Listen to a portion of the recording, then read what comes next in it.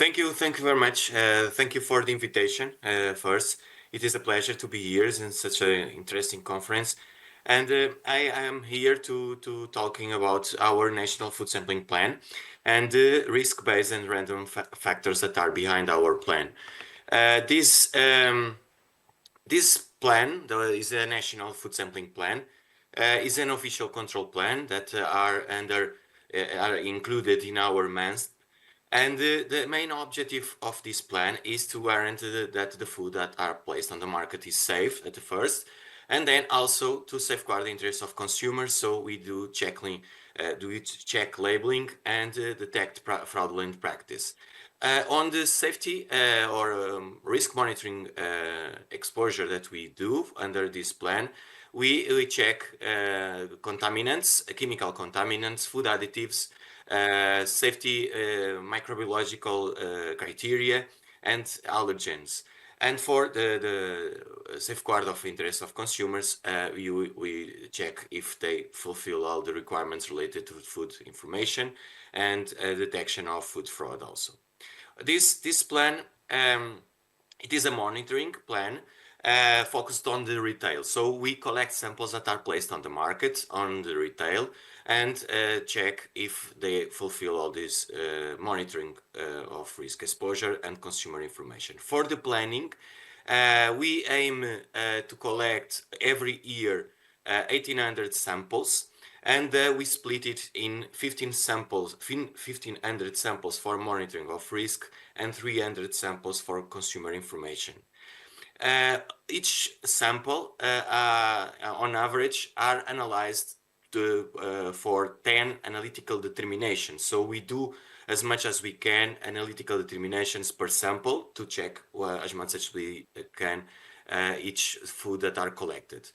For the planning also, we consider 13 groups of foods, like a food wheel.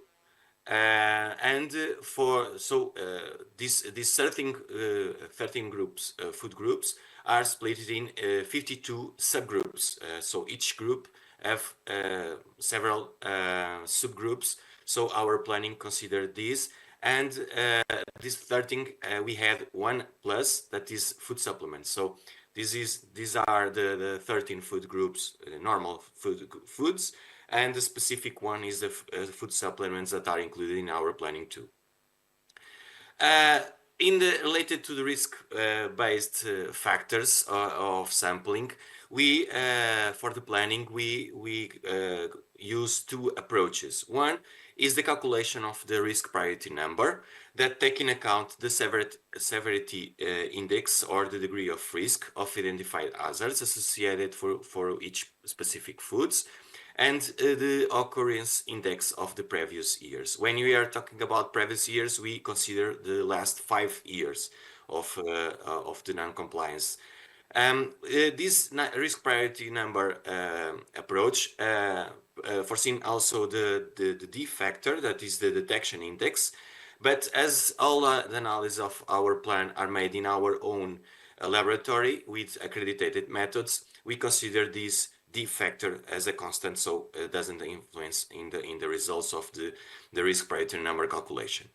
When we calculate the risk priority number, we use also the risk matrix that ranks foods by colors in the qualitative scale of colors that give us the idea of the risk per groups.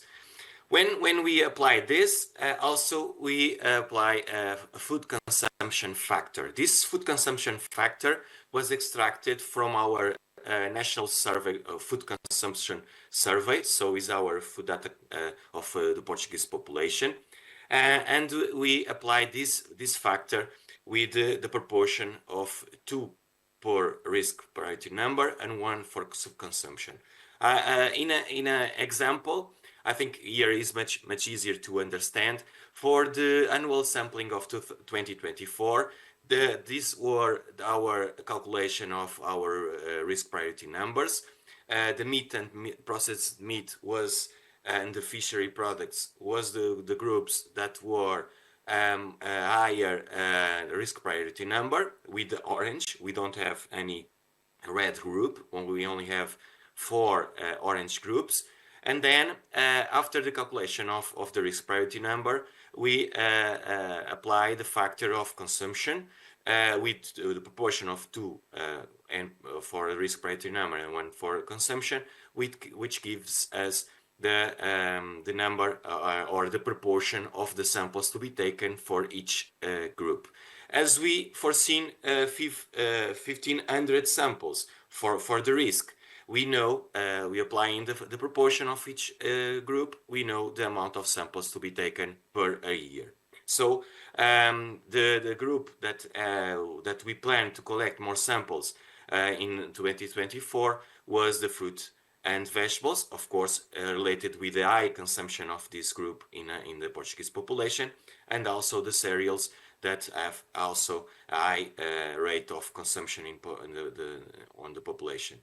And the third is the meat that, of course, it is consumed, but as higher risk related.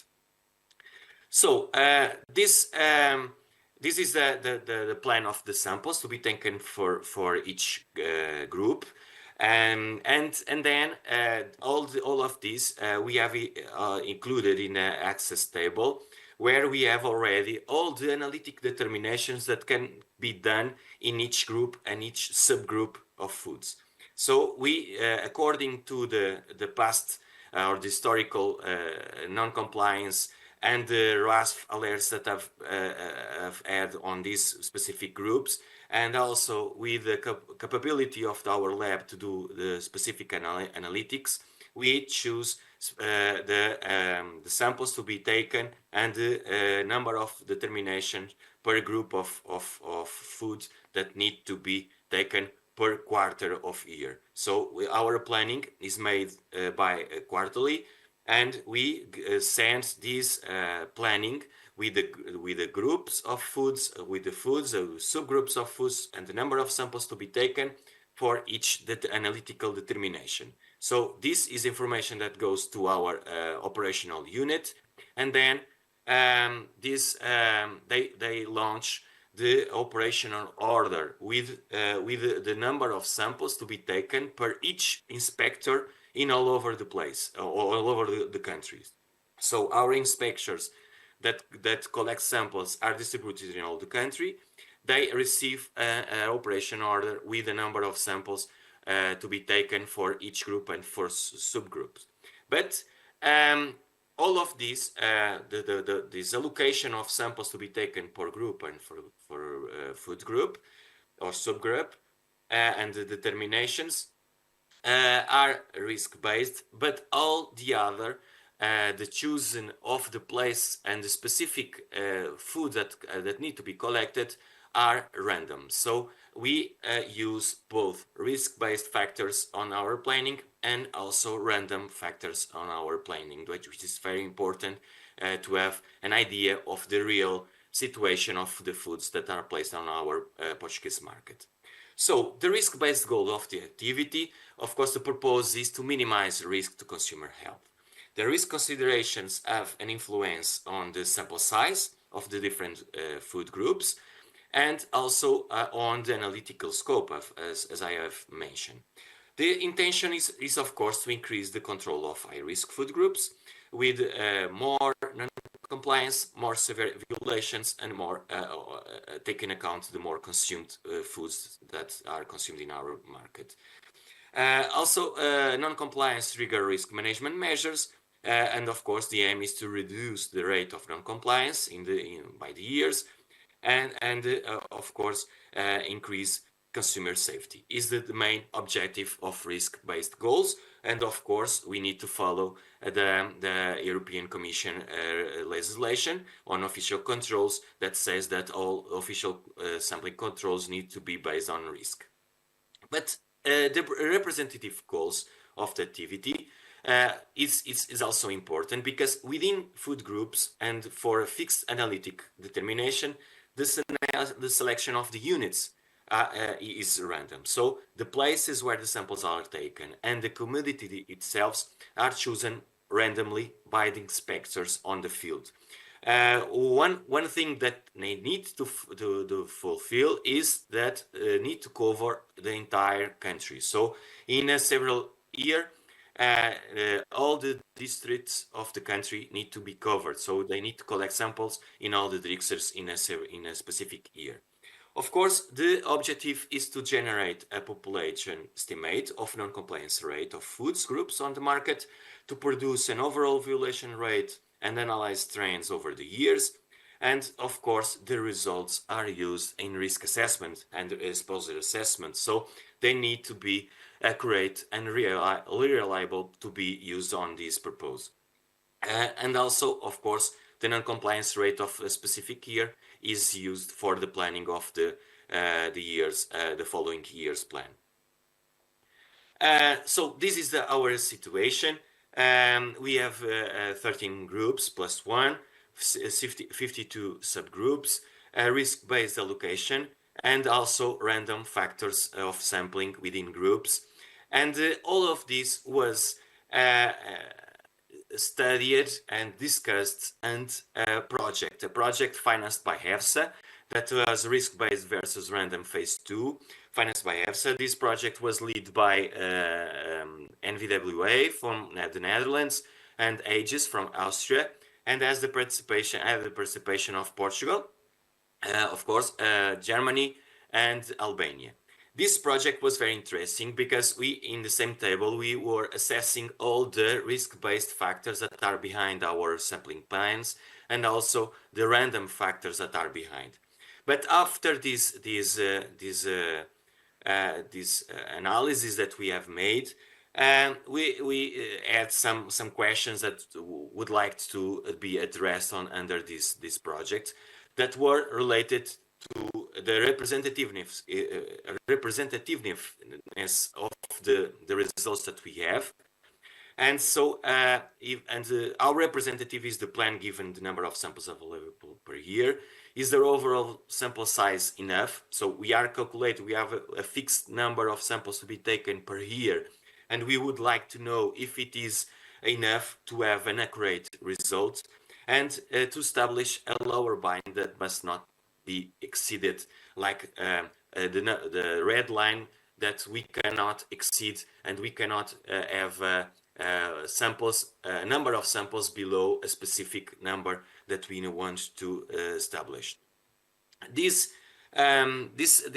project lead us to this formula that we have created. Is a specific statistic tool that allows us, after our calculation of sampling size using our risk-based allocation, we would like to compute the precision and error of margin that can be achieved with a given sample size, and check if it is acceptable according to the accuracy that we would like to have in our sampling plan. So this formula enables us to calculate the sample size and accuracy of proportion, and take into account two ways. One is a sample size for a given confidence level and confidence interval width. So knowing an expected non-compliance rate with a specific width of CI and a confidence level of 95%, for instance, we know that we would need 77 samples to have this accuracy. If we, in other side, if we have a sample size, or if we have collected after a year, for instance, 94 samples, and we expect a non-compliance rate of 5.25 with a confidence level of 95%, we would have a 9% of width of CI, which is give us a margin of error of 9.5 roughly. So with an example, perhaps it could be easier to explain. Sulfites in meat products. This is the results of our sampling plan of the past 6 years.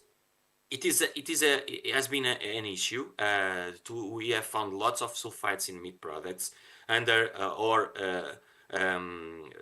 in products that cannot have, like minced meat, or in meat products with higher quantity of sulfites over the limits.